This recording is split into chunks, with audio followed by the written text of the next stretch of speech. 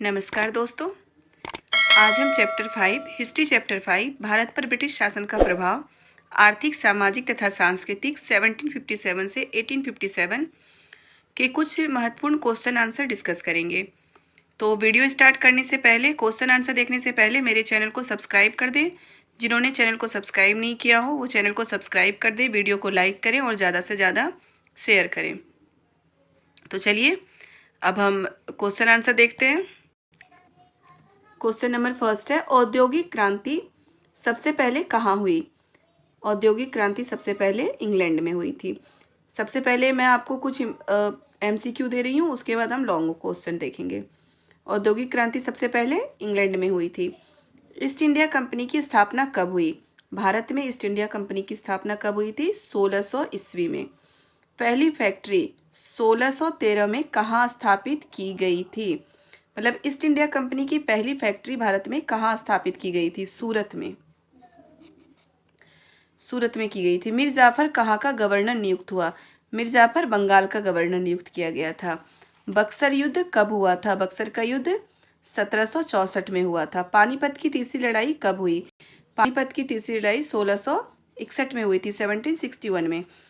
प्लासी की लड़ाई का भी आप लिख सकते हैं यहाँ की। प्लासी की लड़ाई कब हुई थी? तो प्लासी की लड़ाई हुई थी 1757 में। उत्तर भारत में जाट विद्रोह कब हुआ? उत्तर भारत में जाट विद्रोह हुआ था 1824 में। तो ये जो कुछ महत्वपूर्ण MCQ हैं वो मैं पहले बता रही हूँ। अभी मैं आपको जो क्वेश्चन आंसर डिस्कस करूँगी उसमें भी कुछ MCQ मैं आपको बताती जाऊँगी, जो आप नोट करते जाइए। बीच बीच के क्वेश्चन के बीच में भी कुछ MCQ आ जाते हैं जो कि इम्पोर्टेंट लगती हैं, तो मैं आपको बता दूंगी, तब उसे भी आप साथ में नोट करते जाइएगा। ये महत्वपूर्ण MCQ हैं जो एक बार फिर से आप देख लीजिए। चलिए अब हम लॉन्ग क्वेश्चन देखते हैं। क्वेश्चन नंबर फर्स्ट है, भारत में किसान और आदिवासी समूहों ने आंदोलन क्यों किए? कारण बताओ। आंसर है, भारत में किसान और आदिवासी समूह के आंदोलन के कारण। फर्स्ट है, अंग्रेजों की शोषक नीति, भारी कर और किसानों पर ऊंचे राजस्व। सेकंड है, विभिन्न जबरन वसूली की नीति और आदिवासी भूमि पर ब्रिटिश अधिकार का बढ़ना। किसानों ने क्यों किया था आंदोलन? क्योंकि अंग्रेजों की नीति बहुत ही शोषण वाली थी। कर, जो टैक्स होता है वो किसानों पर बहुत ज़्यादा कर का भार था। मतलब कि ज़मीन पर कर बहुत ज़्यादा था, कृषि पर कर बहुत ज़्यादा था और किसानों से बहुत ज़्यादा राजस्व कर को बोलते हैं, टैक्स को, तो बहुत ज़्यादा टैक्स वसूला जाता था। आदिवासियों से उनकी जमीन छीनी जा रही थी। विभिन्न जबरन वसूली की नीति और आदिवासी भूमि पर ब्रिटिश अधिकार का बढ़ना। आदिवासियों से उनकी जमीन छीन ली गई थी और वहां पर ब्रिटिश अधिकार बढ़ रहे थे। तो ये थे किसान और आदिवासियों के आंदोलन के कारण। सेकंड क्वेश्चन है, ब्रिटिश ने भारत में महिलाओं की स्थिति सुधारने में कैसे मदद की? कोई दो कारण बताइए। यानी अंग्रेजों ने भारत में महिलाओं की स्थिति किस प्रकार सुधारी थी? बेटा, उस समय महिलाओं की स्थिति बहुत ही बुरी थी, उनकी हालत बहुत ही दयनीय थी और बहुत ऐसी तरह की प्रथाएं थी जो महिलाओं के शोषण के लिए, मतलब महिलाओं का जिस कारण शोषण हो रहा था। उसमें सबसे पहले है सती प्रथा। सती प्रथा में क्या होता है? जिसमें पत्नी अपने पति की चिता के आग में कूदकर जान दे देती थी। इस पर ब्रिटिश ने 1829 में पूर्ण प्रतिबंध लगा दिया।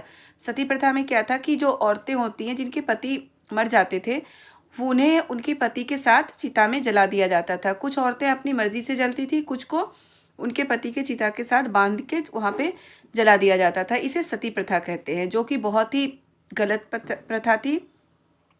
औरतों का शोषण था इसमें, और अगर किसी जिंदा इंसान को जला दिया जाए, मार दिया जाए, इससे बुरा कुछ हो नहीं सकता हमारे समाज में।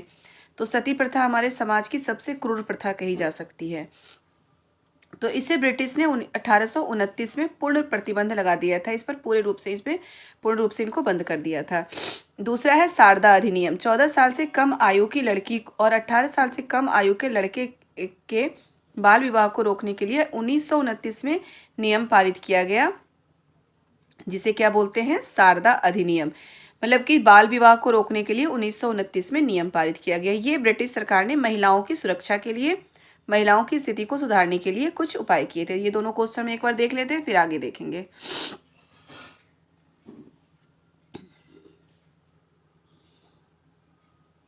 इसमें बेटा क्वेश्चन आपका बन सकता है कि सती प्रथा के पर प्रतिबंध कब लगाया गया था? ऑब्जेक्टिव क्वेश्चन 1829 में।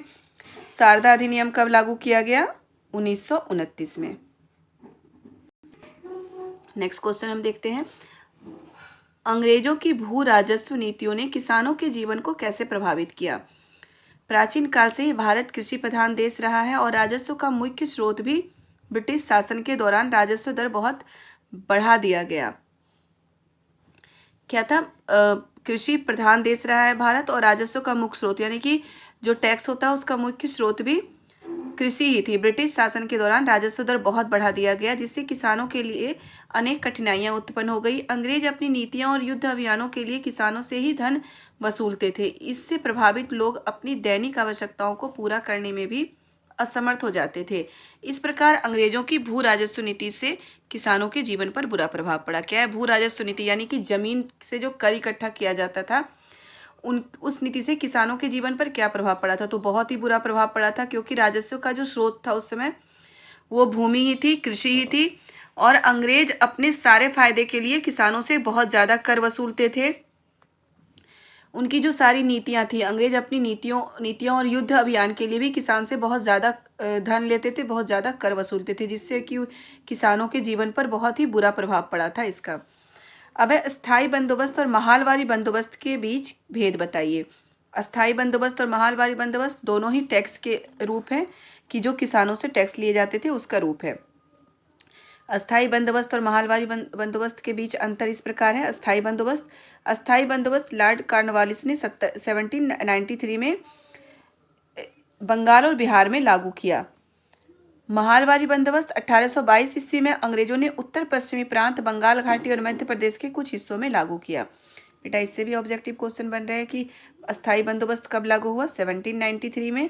महालवारी बंदोबस्त कब लागू हुआ? 1822 में। अस्थायी बंदोबस्त इस व्यवस्था के अंतर्गत जमींदारों को सरकारी खजाने में पैसे की एक निश्चित राशि जमा करनी थी। महालवारी बंदोबस्त, महालवारी का आधार एक महल या संपत्ति का उत्पादन होता था जो शायद एक गांव या एक समूह के बराबर होता था। आगे देखते हैं पॉइंट। अस्थायी बंदोबस्त राशि के बदले में वे भूमि से वंशानुगत मालिकों के रूप में पहचाने गए और इससे जमींदार भूमि का मालिक बन गया। महालवारी बंदोबस्त, महल के सभी मालिक नियुक्त रूप से सरकार द्वारा मूल्यांकन राजस्व की राशि के भुगतान के लिए जिम्मेदार थे। चलिए इसे एक बार समझते हैं हम। इस क्वेश्चन का आंसर एक बार समझते हैं बेटा। अस्थायी बंदोबस्त क्या है? अस्थायी बंदोबस्त लॉर्ड कॉर्नवालिस ने 1793 में लागू किया था बंगाल और बिहार में। इस व्यवस्था के अंतर्गत जमींदारों को सरकारी खजाने में पैसे की एक निश्चित राशि जमा करनी पड़ती थी।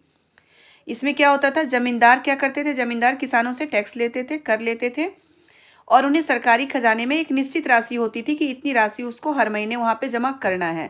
तो इसका क्या प्रभाव पड़ता था कि जमींदार को तो उतनी ही राशि जमा करनी होती थी, लेकिन वो किसानों से बहुत ज़्यादा टैक्स लेते थे अपने फायदे के लिए।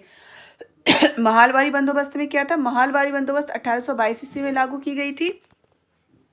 महालवारी का आधार एक महल या संपत्ति का उत्पादन होता था जो शायद एक गांव या एक समूह के बराबर होता था। महल और संपत्ति मतलब कि महल इसमें कोई रहने की जगह नहीं होती थी, बल्कि जगह को मतलब एक पूरे गांव को बोला जाता था महल या संपत्ति। इसमें क्या होता था कि एक गांव से कितना टैक्स लिया जाएगा वो उसमें निश्चित होती थी महालवारी बंदोबस्त में। तो ये अंतर है अस्थायी बंदोबस्त और महालवारी बंदोबस्त में। नेक्स्ट क्वेश्चन देखते हैं हम। अंग्रेजी शिक्षा ने भारत में राष्ट्रवाद की वृद्धि में कैसे योगदान दिया? यानी कि अंग्रेजी शिक्षा ने भारत में कैसे राष्ट्रवाद की वृद्धि के लिए योगदान दिया था? किस तरह लोगों में राष्ट्रवाद की भावना विकसित हुई अंग्रेजी शिक्षा के बाद? अंग्रेजी शिक्षा भारत में राष्ट्रवाद की वृद्धि में अनेक प्रकार से सहायक सिद्ध हुई और समाज में भी सकारात्मक प्रभाव पड़ा। इसका क्या हुआ? समाज पर भी सकारात्मक प्रभाव पड़ा। कई सुधारक जैसे राजा राम मोहन राय, ईश्वर चंद्र विद्यासागर, स्वामी दयानंद सरस्वती, सर सैयद अहमद खान आदि ने आर्थिक प्रथाओं को सुधारने का प्रयत्न किया। यानी कि भारत में बहुत सारे जो हमारी सामाजिक कुरीतियाँ थी उनको सुधारने का इन्होंने प्रयत्न किया। हालांकि शिक्षा आम जनता तक नहीं पहुंची, लेकिन साम्राज्यवाद विरोधी राष्ट्रवाद सामाजिक और आर्थिक प्रथाओं को सुधारने का प्रयत्न करते रहे। अंग्रेजी भाषा और पश्चिमी शिक्षा के प्रसार ने भारतीयों को आधुनिक, तर्कसंगत, लोकतांत्रिक, उदार और देशभक्ति के दृष्टिकोण को अपनाने में सहायता की। अब क्या है कि अंग्रेजी शिक्षा से लोग शिक्षित होने लगे, लोगों को ज्ञान होने लगा कि कैसे हम अपने अधिकारों की मांग कर सकते हैं, कैसे जो समाज में बुराइयां हैं उनको हम ख़त्म कर सकते हैं। शिक्षा से ही बेटा हमें अपने अधिकार और अपने कर्तव्य का ज्ञान होता है, तो शिक्षा बहुत ही ज़रूरी है हमारे लिए। तो यही चीज़ यहाँ पर हुआ था।